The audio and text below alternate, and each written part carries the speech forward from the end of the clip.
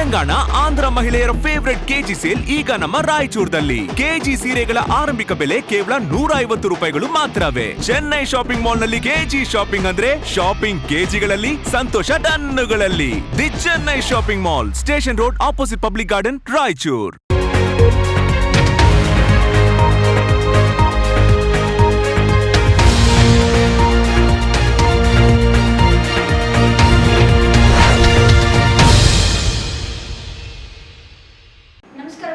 ಕನ್ನಡ ಮಾತೃಭೂಮಿ ವಾರ್ತೆಗಳಿಗೆ ಸ್ವಾಗತ.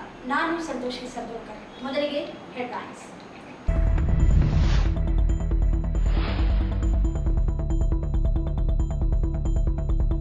ರಿಮ್ಸ್ ಆಸ್ಪತ್ರೆಗೆ ಚಿಕಿತ್ಸೆಗೆಂದು ದಾಖಲಾಗಿದ್ದ ಬಾಲಕ ನಾಪತ್ತೆ, ಕಿಡ್ನಾಪ್ ಮಾಡಿರುವ ಆರೋಪ.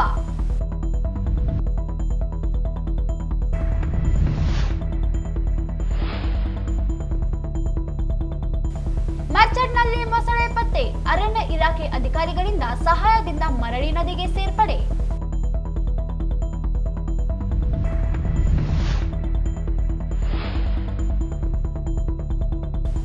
ಜೇಗರಕಲ್ ಗ್ರಾಮದಲ್ಲಿ ಸರ್ಕಾರಿ ಭೂ ಒತ್ತುವರಿ ತೆರವುಗೊಳಿಸದಿದ್ದರೆ ಡಿಸಿ ಕಚೇರಿಗೆ ಕಾಲ್ನಡಿಗೆ ಜಾಥಾ. ವಿದ್ಯಾ ಪಾಟೀಲ್. ಏಮ್ಸ್ ಹೋರಾಟಗಾರರ ವಿರುದ್ಧ ದಾಖಲಿಸಿರುವ ಪ್ರಕರಣ ಹಿಂಪಡೆಯಲು ಆಗ್ರಹಿಸಿ ಕನ್ನಡ ಮಿತ್ರಕೂಟ ಮನವಿ.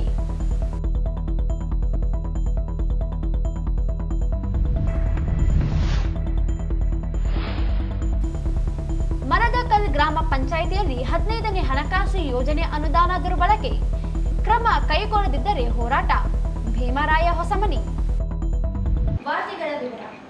ರಿಮ್ಸ್ ಆಸ್ಪತ್ರೆಯಲ್ಲಿ ಚಿಕಿತ್ಸೆಗೆಂದು ದಾಖಲಾಗಿದ್ದ 9 ವರ್ಷದ ಬಾಲಕ ಜೂನ್ 22ರಂದು ನಾಪತ್ತೆಯಾಗಿದ್ದು, ಘಟನೆ ತಡವಾಗಿ ಬೆಳಕಿಗೆ ಬಂದಿದೆ. ನಾಪತ್ತೆಯಾಗಿರುವ ಬಾಲಕ ತಾಲೂಕಿನ ಜುಲಮಗೇರ ತಾಂಡದ ನಾಗಲಕ್ಷ್ಮಿ ಅವರ ಪುತ್ರ 9 ವರ್ಷದ ವಿಷ್ಣು ನಾಯಕ್ ಎಂದು ತಿಳಿದು ಬಂದಿದೆ. ಜೂನ್ 17ರಂದು ಜುಲಮಗೇರ ತಾಂಡದಲ್ಲಿರುವ ಮನೆಯಲ್ಲಿ ಮೊಬೈಲ್ ಚಾರ್ಜರ್ ಹಾಕಿದ್ದ ವೇಳೆ ಶಾರ್ಟ್ ಸರ್ಕ್ಯೂಟ್ ಆಗಿ ಬಾಲಕ ವಿಷ್ಣು ನಾಯಕ್ ಬೆರಳಿಗಳಿಗೆ ಗಾಯ ಮಾಡಿಕೊಂಡಿದ್ದು, ಚಿಕಿತ್ಸೆ ನೀಡಿದ ರಿಮ್ಸ್ ವೈದ್ಯರು ನಂತರ 5ನೇ ಮಹಡಿಯ ಕೊಠಡಿ ಸಂಖ್ಯೆ 503ರ ಜನರಲ್ ವಾರ್ಡ್ನಲ್ಲಿ ಬಾಲಕನನ್ನು ಸ್ಥಳಾಂತರಿಸಿದ್ದು, ಆರೈಕೆಗಾಗಿ ತಾಯಿ ನಾಗಲಕ್ಷ್ಮಿ ಜೊತೆಗೆ ಇದ್ದರು. ಜೂನ್ 21ರಂದು ಬಾಲಕ ಮಂಚದ ಮೇಲೆ ಮಲಗಿಕೊಂಡಿದ್ದು, ಜೂನ್ 22ರಂದು ಬೆಳಗಿನ ಜಾವ 3 ಗಂಟೆಗೆ ಎದ್ದು ನೋಡಿದಾಗ ಬಾಲಕ ನಾಪತ್ತೆಯಾಗಿದ್ದ. ಆಸ್ಪತ್ರೆಯ ಎಲ್ಲ ಕಡೆಗೂ ಹುಡುಕಾಟ ನಡೆಸಿದರೂ ಬಾಲಕ ಪತ್ತೆಯಾಗಿಲ್ಲದಿರುವ ಕಾರಣ ಪೋಷಕರು ಪೊಲೀಸ್ ಠಾಣೆಗೆ ದೂರು ಸಲ್ಲಿಸಿದರು. ಬಾಲಕನ ಪೋಷಕರು ಮಗುವನ್ನು ಕಿಡ್ನಾಪ್ ಮಾಡಿದ್ದಾರೆ ಎಂದು ಆರೋಪಿಸುತ್ತಿದ್ದು, ದೂರು ದಾಖಲಿಸಿಕೊಂಡ ಮಾರ್ಕೆಟ್ ಯಾರ್ಡ್ ಪೊಲೀಸರು ರಿಮ್ಸ್ ಆಸ್ಪತ್ರೆಗೆ ಆಗಮಿಸಿ ಪರಿಶೀಲನೆ ನಡೆಸಿದರು. ಬಳಿಕ ಸಿಸಿಟಿವಿ ಕ್ಯಾಮೆರಾ ಪರಿಶೀಲಿಸಲು ಮುಂದಾದಾಗ ಸಿಸಿಟಿವಿ ಕೆಟ್ಟು ಹೋಗಿರುವ ಬಗ್ಗೆ ಮಾಹಿತಿ ಪಡೆದ ಪೊಲೀಸರು ತನಿಖೆ ಮುಂದುವರೆಸಿದ್ದು, ಬಾಲಕನ ಸುಳಿವು ಸಿಗದೇ ಇರುವುದರಿಂದ ಪೋಷಕರು ಆಸ್ಪತ್ರೆ ವಿರುದ್ಧ ಆಕ್ರೋಶ ವ್ಯಕ್ತಪಡಿಸುತ್ತಿದ್ದಾರೆ. ತಾಲೂಕಿನ ಮರ್ಚಡ್ ಗ್ರಾಮದ ಕೆರೆಯಲ್ಲಿ ಬೃಹತ್ ಗಾತ್ರದ ಮೊಸಳೆಯೊಂದು ಪ್ರತ್ಯಕ್ಷವಾಗಿದ್ದು, ಗ್ರಾಮಸ್ಥರು ಅರಣ್ಯ ಇಲಾಖೆಗೆ ಮಾಹಿತಿ ನೀಡಿದ ಕೂಡಲೇ ಮೀನುಗಾರರ ಸಹಾಯದಿಂದ ಮೊಸಳೆಯನ್ನು ಸೆರೆ ಹಿಡಿಯಲಾಗಿದೆ. ಮೊಸಳೆ ಕಂಡ ಕೂಡಲೇ ಗ್ರಾಮಸ್ಥರು ಮತ್ತು ಮೀನುಗಾರರು ಭಯಭೀತರಾಗಿ ಅರಣ್ಯ ಇಲಾಖೆಗೆ ಮಾಹಿತಿ ನೀಡಿದ್ದಾರೆ. ಮಾಹಿತಿ ತಿಳಿದ ಕೂಡಲೇ ಅಧಿಕಾರಿಗಳು ಪರಿಶೀಲನೆ ನಡೆಸಿದ್ದು, ಮೊಸಳೆ ಇರುವುದು ಕಂಡುಬಂದ ಹಿನ್ನೆಲೆಯಲ್ಲಿ ಮೀನುಗಾರರ ಸಹಾಯದಿಂದ ಕರೆಗೆ ಹಾಕಿದ್ದ ಬಲೆಗೆ ಮೊಸಳೆ ಸೆರೆಯಾಗಿದೆ. ಇದರಿಂದ ಗ್ರಾಮಸ್ಥರು ಭಯದಿಂದ ಮುಕ್ತರಾಗಿದ್ದಾರೆ. ಅರಣ್ಯ ಇಲಾಖೆ ಅಧಿಕಾರಿಗಳು ಸೆರೆ ಹಿಡಿದ ಮೊಸಳೆಯನ್ನು ಸುರಕ್ಷಿತವಾಗಿ ಕೃಷ್ಣಾ ನದಿಗೆ ಬಿಟ್ಟಿದ್ದಾರೆ. ಕಳೆದ 5-6 ವರ್ಷಗಳ ಹಿಂದೆಯೂ ಸಹ ಮರ್ಚಡ್ ಗ್ರಾಮದ ಕೆರೆಯಲ್ಲಿ ಮೊಸಳೆ ಪ್ರತ್ಯಕ್ಷವಾಗಿತ್ತು. ಅದನ್ನು ಸೆರೆ ಹಿಡಿದು ಕೃಷ್ಣಾ ನದಿಗೆ ಬಿಡಲಾಗಿತ್ತು. ಮರ್ಚಡ್ ಗ್ರಾಮದ ಕೆರೆಗೆ ದೊಡ್ಡ ಹಳ್ಳದ ಸಂಪರ್ಕ ಇರುವುದರಿಂದ ಕೃಷ್ಣಾ ನದಿ ಮೂಲಕ ಕೆರೆಗೆ ಸೇರಿರುವ ಸಾಧ್ಯತೆ ಇದೆ ಎಂದು ಹೇಳಲಾಗುತ್ತಿದೆ. ಈ ಸಂದರ್ಭದಲ್ಲಿ ವಲಯ ಅರಣ್ಯ ಅಧಿಕಾರಿ ರಾಜೇಶ್ ನಾಯಕ್, ಗೆಸ್ತು ಅರಣ್ಯ ಪಾಲಕರ ಬಸವರಾಜ್ ಸೇರಿದಂತೆ ಅಧಿಕಾರಿಗಳು, ಮೀನುಗಾರರು, ಗ್ರಾಮಸ್ಥರು ಇದ್ದರು. ತಾಲೂಕಿನ ಜೇಗರಕಲ್ ಗ್ರಾಮದಲ್ಲಿ ಸರ್ಕಾರಿ ಭೂಮಿ ಸರ್ವೆ ನಂಬರ್ 198ರಲ್ಲಿ ಒತ್ತುವರಿ ಮಾಡಿಕೊಂಡು ಖಾಸಗಿ ವ್ಯಕ್ತಿಗಳು ಶೆಡ್ ನಿರ್ಮಿಸಿಕೊಂಡಿದ್ದ ಕೂಡಲೇ ತೆರವುಗೊಳಿಸಿ ಸಾಮೂಹಿಕ ಶೌಚಾಲಯ ಅಥವಾ ಸ್ತ್ರೀ ಶಕ್ತಿ ಭವನ ನಿರ್ಮಾಣ ಮಾಡಬೇಕು. 3 ದಿನದಲ್ಲಿ ಕ್ರಮ ಕೈಗೊಳ್ಳದೇ ಇದ್ದರೆ ಲೋಟಗಳ ಮೂಲಕ ಜಿಲ್ಲಾಧಿಕಾರಿಗಳ ಕಚೇರಿ ಕಾಲ್ನಡಿಗೆ ಜಾಥಾ ನಡೆಸುವುದಾಗಿ ಕರ್ನಾಟಕ ಜನಶಕ್ತಿ ಮತ್ತು ಸ್ತ್ರೀ ಶಕ್ತಿ ಕೂಲಿಕಾರರ ಸಂಘದ ಸಂಚಾಲಕಿ ವಿದ್ಯಾ ಪಾಟೀಲ್ ಹೇಳಿದರು. ಅವರಿಂದು ಮಾಧ್ಯಮಗೋಷ್ಠಿ ಉದ್ದೇಶಿಸಿ ಮಾತನಾಡಿ, ಸರ್ಕಾರಿ ಹೌಸಿಂಗ್ ಬೋರ್ಡ್ಗೆ ಸೇರಿ ಸರ್ಕಾರಿ ಜಮೀನಿನಲ್ಲಿ ಸುಮಾರು ದಿನಗಳಿಂದ ಮಹಿಳೆಯರು ಶೌಚಾಲಯಕ್ಕೆ ಬಳಸುತ್ತಿದ್ದಾರೆ. ಇತ್ತೀಚೆಗೆ ಗ್ರಾಮದ ಕೆಲವರು ಸರ್ಕಾರಿ ಭೂಮಿಯಲ್ಲಿ ಶೆಡ್ ನಿರ್ಮಿಸಿ ಒತ್ತುವರಿ ಮಾಡುವ ಕೆಲಸ ಪ್ರಾರಂಭಿಸಿದ್ದಾರೆ. ಜಿಲ್ಲಾಧಿಕಾರಿಗಳು ಹಾಗೂ ಗ್ರಾಮ ಪಂಚಾಯಿತಿ ಅಧಿಕಾರಿಗಳಿಗೆ 1 ತಿಂಗಳ ಹಿಂದೆಯೇ ದೂರು ನೀಡಿದ್ದರೂ ಯಾವುದೇ ಕ್ರಮವಾಗಿಲ್ಲ. ಕೂಡಲೇ ತೆರವಿಗೆ ಮುಂದಾಗದ ಹೋದಲ್ಲಿ ಜೇಗರಕೆರೆ ಗ್ರಾಮದಿಂದ ಡಿಸಿ ಕಚೇರಿಯವರೆಗೆ ಕಾಲಡಿಗೆ ಜಾಥಾ ನಡೆಸುವುದಾಗಿ ಹೇಳಿದರು. ರಾಯಚೂರು ತಾಲೂಕಿನ ಜೇಗರಕೆರೆ ಗ್ರಾಮದಲ್ಲಿ ಒಂದು ಸರ್ಕಾರಿ ಜಾಗ ಇದೆ, 198 ಸರ್ವೆ ನಂಬರ್, ಬಸ್ ಸ್ಟ್ಯಾಂಡ್ ಪಕ್ಕದಲ್ಲಿ.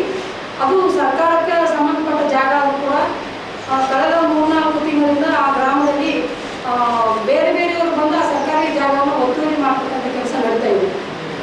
ನಾವು ಇಲ್ಲಿ ಪತ್ರಿಕಾಗೋಷ್ಠಿ ತರಬೇಕಂತ ಉದ್ದೇಶ ಏನಂತಂದರೆ, ಆ ಸರ್ಕಾರಿ ಜಾಗವನ್ನು ಮಹಿಳೆಯರಿಗೆ ಏನಾದರೂ ಕಾರ್ಯಕ್ರಮ ಮಾಡ್ಕೊಳ್ಳೋದಿರ್ಬೋದು ಅಥವಾ ಸಾಮೂಹಿಕ ಶೌಚಾಲಯ, ಇವತ್ತಿನ ದಿನದಲ್ಲಿ ಸಾಮೂಹಿಕ ಶೌಚಾಲಯದ ಭಾಳ ಅವಶ್ಯಕತೆ ಆ ಗ್ರಾಮದಲ್ಲಿ ಕಾಣ್ತಾ ಇದೆ. ನಮಗೆ ಸಾಮೂಹಿಕ ಶೌಚಾಲಯ ಮಾಡ್ಕೊಳ್ಳಿಕ್ಕೆ ಅದನ್ನು ಮೊದಲಿನಿಂದಲೂ ಅದನ್ನು ಬಯಲು ಶೌಚಾಲಯಕ್ಕೆ ಮಹಿಳೆಯರು ಅದನ್ನು ಉಪಯೋಗ ಮಾಡ್ತಾ ಇದ್ದೀವಿ. ಆ ಬಯಲು ಶೌಚಾಲಯದ ಜಾಗವನ್ನು ನಾವು ಬಯಲು ಶೌಚಾಲಯ ಮಾಡೋ ತಪ್ಪು, ನಾವು ಅದನ್ನು ಒಪ್ಕೋತೀವಿ. ಆದರೆ ಇದನ್ನು ಕನ್ವರ್ಟ್ ಮಾಡಬೇಕು, ಸರ್ಕಾರ ಒಂದು ಸಾಮೂಹಿಕ ಶೌಚಾಲಯವನ್ನು ಕಟ್ಟಿಕೊಡ್ಬೇಕು.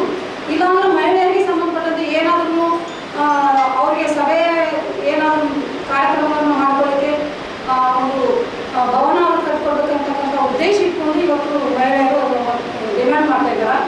ಸರ್ಕಾರ ಕೂಡಲೇ ಎಚ್ಚೆತ್ಕೊಂಡು ಈ ಒತ್ತುವರಿ ಮಾಡಿರ್ತಕ್ಕಂಥ, ಅಂದರೆ ಅಲ್ಲಿ ಸ್ಥಳೀಯ ಏನು ಪ್ರತಿನಿಧಿಗಳಿರ್ತಾರ ಅವರು ಕೂಡ ಇದರಲ್ಲಿ ಇನ್ವಾಲ್ವ್ ಆಗಿ ಈ ಜಾಗವನ್ನು ಒತ್ತುವರಿ ಮಾಡಿಸ್ತಕ್ಕಂಥದ್ದು, ಸಣ್ಣ ಪುಟ್ಟ ದುಡ್ಡು ತಗೊಂಡು ಮಾಡ್ತಾ ಇದ್ದಾರೆ ಅಂತಕ್ಕಂಥದ್ದು ನಮಗೆ ಕಂಡು ಬರ್ತಾ ಇದೆ ಇಂಡೈರೆಕ್ಟ್ ಆಗಿ.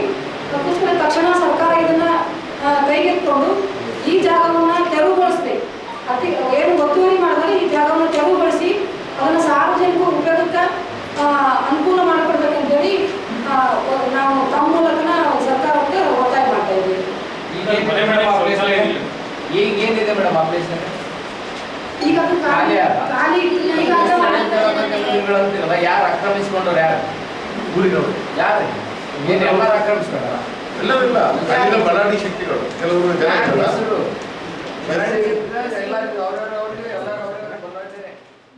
ಈ ಸಂದರ್ಭದಲ್ಲಿ ಆಂಜನೇಯ ಕುರುಬದೊಡ್ಡಿ, ಜಿಂದಮ್ಮ, ಲಕ್ಷ್ಮಿ, ಅಂಗಡಿ ಜಿಂದಮ್ಮ, ಶಾಂಭವಿ, ಬಂಗಾರಿ ನರಸಿಂಹಲು, ಮಹೇಂದ್ರ ಗಾಜರಾಳ, ನರಸಪ್ಪ ಸೇರಿ ಅನೇಕರು ಇದ್ದರು.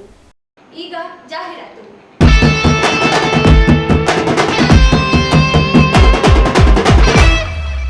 Welcome, Chennai Shopping Mall ge. Welcome, Ashada Sale ge. Welcome, come come, Chennai Shopping Mall ge. Welcome, come come, Ashada Sale ge. Come come come, KG Sale back in Chennai Shopping Mall. Come come, super prices, KG sarees, nama KG Sale, nama target, idu trending, saree sale, nama fashion, this is adu. Ashada KG Sale ಬಂದಾಗಿತ್ತು, Chennai Shopping Mall ನಿಮಗಾಗಿ ತಂದಾಗಿತ್ತು. ನೋಡಿಕೋ, KG Sale ಸ್ವಂತ ಮಾಡಿಕೋ. ತೆಲಂಗಾಣ ಆಂಧ್ರ ಮಹಿಳೆಯರ favourite KG sale ಈಗ ನಮ್ಮ ರಾಯಚೂರದಲ್ಲಿ. KG ಸೀರೆಗಳ ಆರಂಭಿಕ ಬೆಲೆ ಕೇವಲ 150 ರೂಪಾಯಿಗಳು ಮಾತ್ರವೇ. ಚೆನ್ನೈ ಶಾಪಿಂಗ್ ಮಾಲ್ ನಲ್ಲಿ ಕೆಜಿ ಶಾಪಿಂಗ್ ಅಂದ್ರೆ shopping ಕೆಜಿಗಳಲ್ಲಿ, Santhosh ಟನ್ನುಗಳಲ್ಲಿ. The Chennai shopping mall, station road, opposite public garden, Raichur. AIIMS ಹೋರಾಟಗಾರರ ಮೇಲೆ ಹೂಡಿದ ಕ್ರಿಮಿನಲ್ ಮೊಕದ್ದಮೆಯನ್ನು ಹಿಂಪಡೆಯಲು ಒತ್ತಾಯಿಸಿ ಜಿಲ್ಲಾ ಕನ್ನಡ ಕ್ರಿಯಾ ಸಮಿತಿ ಹಾಗೂ ಕನ್ನಡ ಮಿತ್ರಕೂಟ ಸಂಘದಿಂದ ಜಂಟಿಯಾಗಿ ತಹಶೀಲ್ದಾರರಿಗೆ ಮನವಿ ಸಲ್ಲಿಸಲಾಯಿತು. ನಗರದ ತಹಶೀಲ್ ಕಚೇರಿ ಎದುರು ತಹಶೀಲ್ದಾರ್ ಸುರೇಶ್ ವರ್ಮಾಗೆ ಮನವಿ ಪತ್ರ ಸಲ್ಲಿಸಿದ ಅವರು, ಏಮ್ಸ್ ಆಸ್ಪತ್ರೆ ರಾಯಚೂರಿಗೆ ತರಲು ಕಳೆದ 3 ವರ್ಷಗಳಿಗೂ ಹೆಚ್ಚು ದಿನಗಳಿಂದ ನಿರಂತರ ಹೋರಾಟ ನಡೆಯುತ್ತಾ ಬಂದಿದೆ ಹಾಗೂ ಮುಂದೆ ಸಾಗಿದೆ. ಇದೀಗ ರಾಯಚೂರು ಶಾಸಕರು ಹಾಗೂ ಬಿಜೆಪಿ ಏನೋ ನೆಪವೊಡ್ಡಿ ಈ ಹೋರಾಟಗಾರರ ಮೇಲೆ ಕ್ರಿಮಿನಲ್ ಮೊಕದ್ದಮೆ ಹೂಡಿದ್ದಾರೆ ಎಂದು ಪತ್ರಿಕೆಗಳಲ್ಲಿ ವರದಿಯಾಗಿದೆ. ಇದು ಖಂಡನೀಯವಾಗಿದೆ ಎಂದರು. ಹೋರಾಟಗಾರರು ಯಾವುದೇ ಸಣ್ಣ ತಪ್ಪು ಮಾಡಿದರೂ ಅದನ್ನೇ ದೊಡ್ಡದಾಗಿ ಮಾಡಿ ಅವರ ಮೇಲೆ ಎಫ್ಐಆರ್ ಫೈಲ್ ಮಾಡಿ ಹೋರಾಟ ಹಾಗೂ ಹೋರಾಟಗಾರರನ್ನು ಹತ್ತಿಕ್ಕಲಾಗುತ್ತಿದೆ. ರಾಯಚೂರು ಜಿಲ್ಲೆಯಲ್ಲಿ ಪ್ರತಿಯೊಂದು ಬೇಡಿಕೆಗೂ ಹೋರಾಟ ಮಾಡಲೇಬೇಕಾದಂತಹ ಪರಿಸ್ಥಿತಿ ನಿರ್ಮಾಣವಾಗಿದೆ. ಇದಕ್ಕೆ ಎಲ್ಲ ಪಕ್ಷಗಳ ರಾಜಕಾರಣಿಗಳೇ ಕಾರಣ. ಹೀಗಾಗಿ ಹೋರಾಟಗಳು ಈ ನೆಲದಲ್ಲಿ ಅನಿವಾರ್ಯವಾಗಿವೆ. ತಪ್ಪುಗಳನ್ನು ರಾಜಕಾರಣಿಗಳು, ಅಧಿಕಾರಿಗಳಿಂದ ಹಿಡಿದು ಎಲ್ಲರೂ ಮಾಡುತ್ತಾರೆ. ಹಾಗಂತ ಎಲ್ಲರ ವಿರುದ್ಧವೂ ಎಫ್ಐಆರ್ ಅಥವಾ ಕ್ರಿಮಿನಲ್ ಮೊಕದ್ದಮೆ ದಾಖಲಿಸುತ್ತಾ ಕೂಡಲು ಸಾಧ್ಯವಿಲ್ಲ. 3 ವರ್ಷಗಳಿಗೂ ಮೀರಿ ಹೋರಾಟ ಮಾಡಿ ಮಾಡಿ ಬೇಸತ್ತಿರುವ ಏಮ್ಸ್ ಹೋರಾಟಗಾರರ ಡಾಕ್ಟರ್ ಬಸವರಾಜ್ ಕಳಸ ಹಾಗೂ ಶ್ರೀ ಅಶೋಕ್ ಕುಮಾರ್ ಸಿಕೆ ಜೈನ್ ಕೇಂದ್ರ ಸಚಿವ ಪ್ರಹ್ಲಾದ್ ಜೋಶಿ ಅವರ ಬೇಜವಾಬ್ದಾರಿ ಹೇಳಿಕೆಯನ್ನು ಖಂಡಿಸಿರುವುದು ಸಹಜ. ಹೋರಾಟಗಾರರಿಗೆ ನೋಯಿಸಿದಾಗ ಸಿಟ್ಟು, ನೋವು, ಆಕ್ರೋಶ ಹೊರಹೊಮ್ಮುವುದು ಸಹಜ ಕ್ರಿಯೆ. ಇಷ್ಟಕ್ಕೆಯೇ ಕ್ರಿಮಿನಲ್ ಮೊಕದ್ದಮೆ ದಾಖಲಿಸಿರುವುದು ಸರಿಯಲ್ಲ ಎಂದು ಆಕ್ರೋಶ ಹೊರಹಾಕಿದರು. ಆದ್ದರಿಂದ ರಾಯಚೂರು ನಗರ ಶಾಸಕರಾದ ಡಾಕ್ಟರ್ ಶಿವರಾಜ್ ಪಾಟೀಲ್ ಹಾಗೂ ಬಿಜೆಪಿ ದಾಖಲಿಸಿರುವ ಕ್ರಿಮಿನಲ್ ಮೊಕದ್ದಮೆಯನ್ನು ಕೂಡಲೇ ಹಿಂಪಡೆಯಬೇಕೆಂದು ಒತ್ತಾಯಿಸಿದರು. ಮುಂದೆ ಬರ್ರಿ ಸರ್. ಮುಂದೆ ಬರ್ರಿ ಎಲ್ಲರೂ.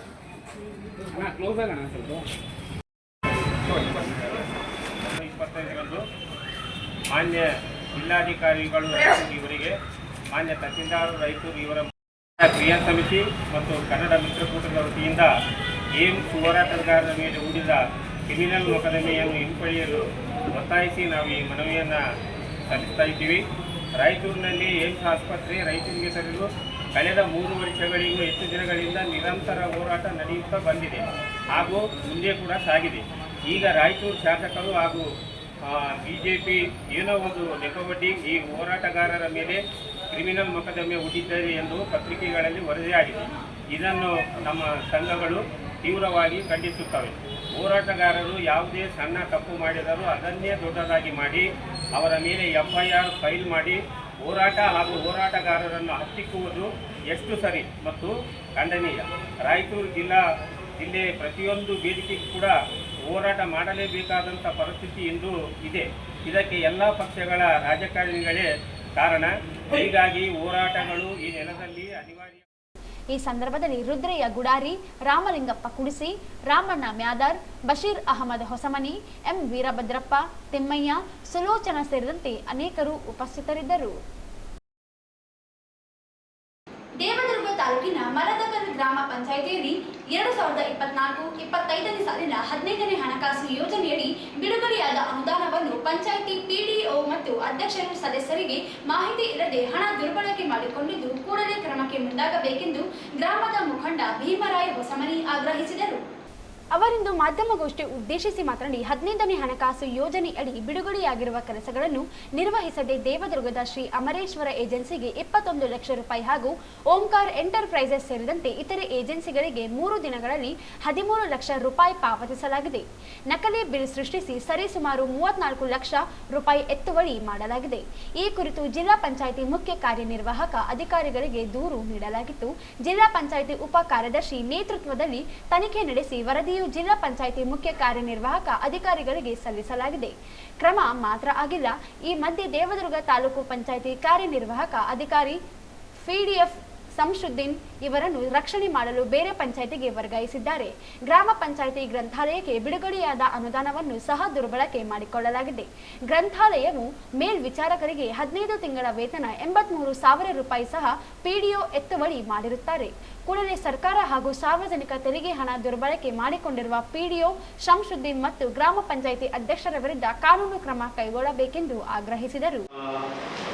ನಂತರ 6ನೇ ತಿಂಗಳ ಒಂದು 3 ಮತ್ತು 4 ಮತ್ತು 6ನೇ ತಾರೀಕು 11ನೇ ತಾರೀಕಲ್ಲಿ 13 ದಿನದಲ್ಲಿ ಮತ್ತು 7 ಲಕ್ಷ ರೂಪಾಯಿ ಶ್ರೀ ಓಂಕಾರ ಅವರು ಏಜೆನ್ಸಿಗೆ ಹಾಕಿರ್ತಾರೆ.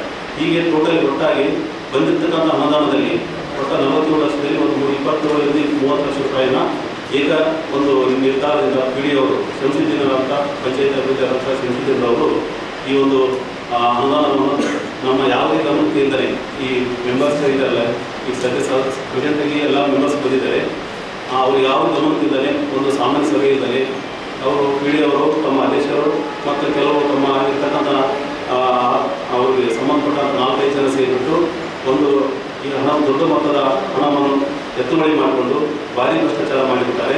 ಈ ಭ್ರಷ್ಟಾಚಾರದ ವಿರುದ್ಧ ನಾವು ಈಗಾಗಲೇ CEO ಅವರಿಗೆ ನಾವು ಮಾರ್ಚ್ 17ನೇ ತಾರೀಕಿಗೆ ಕಂಪ್ಲೇಂಟ್ ಕೊಟ್ಟಿದ್ದೀವಿ.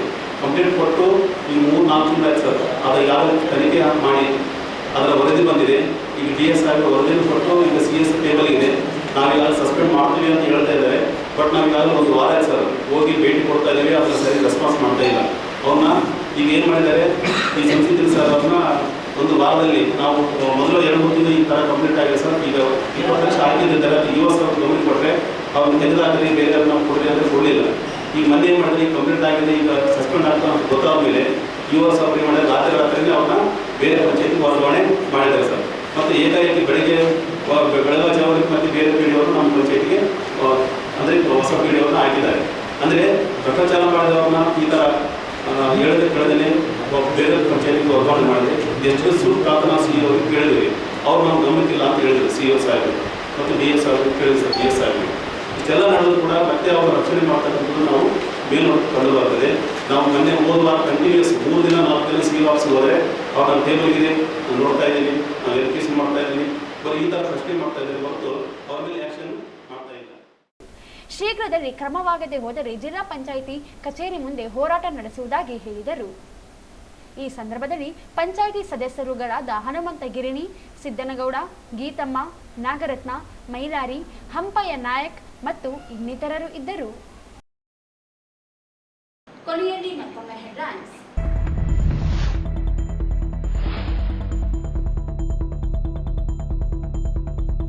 ರಿಮ್ಸ್ ಆಸ್ಪತ್ರೆಗೆ ಚಿಕಿತ್ಸೆಗೆಂದು ದಾಖಲಾಗಿದ್ದ ಬಾಲಕ ನಾಪತ್ತೆ, ಕಿಡ್ನಾಪ್ ಮಾಡಿರುವ ಆರೋಪ.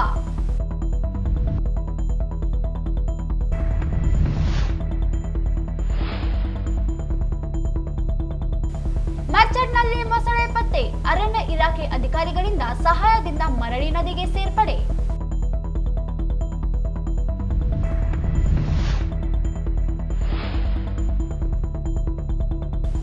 ಜೇಗರಕಲ್ ಗ್ರಾಮದಲ್ಲಿ ಸರ್ಕಾರಿ ಭೂ ಒತ್ತುವರಿ ತೆರವುಗೊಳಿಸದಿದ್ದರೆ ಡಿಸಿ ಕಚೇರಿಗೆ ಕಾಲ್ನಡಿಗೆ ಜಾಥಾ, ವಿದ್ಯಾ ಪಾಟೀಲ್. ಏಮ್ಸ್ ಹೋರಾಟಗಾರರ ವಿರುದ್ಧ ದಾಖಲಿಸಿರುವ ಪ್ರಕರಣ ಹಿಂಪಡೆಯಲು ಆಗ್ರಹಿಸಿ ಕನ್ನಡ ಮಿತ್ರಕೂಟ ಮನವಿ.